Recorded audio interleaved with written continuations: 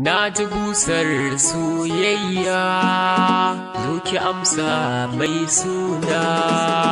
Na ji busar so, zuciya ta kamu, mu kama hannayenmu, duniyar so zamu, a ce babu kamar mu, na faɗa a gidanmu, muna san junanmu, sun kar a raba mu, ko za a kashe mu, aure a haɗa mu, mu ɗaga hannayenmu, mu roƙi Allah ya ba mu kyawawan ƴaƴanmu, domin su biyo mu kyawun halayenmu.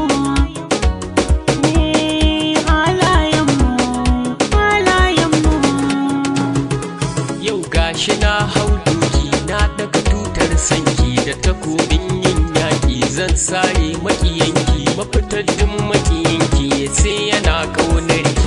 In kauye sabani to san bashi da sauki, abinda ke burge ni kyawun halayenki da ƙarfin haƙurinki, shi yasa zan aure ki. Ni za da yau aurenki.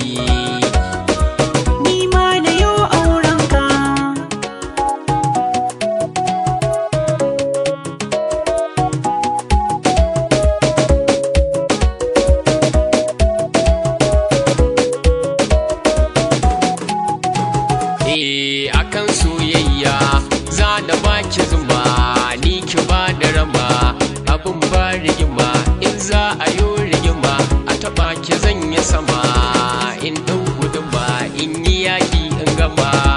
Dama na jima ina so na yi ma girki har da rama, in ba ka zama ta so har na gama, kwalliya za na yi ma ga lalle zamba,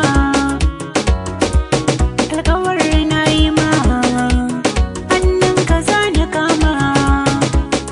Ni ma na ki za ni kama,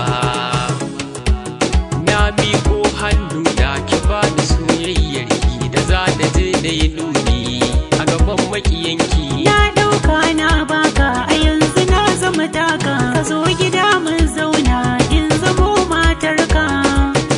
Na ji zancen naki, godiya ta a gare ki, zan duka a gabanki ki ce da ni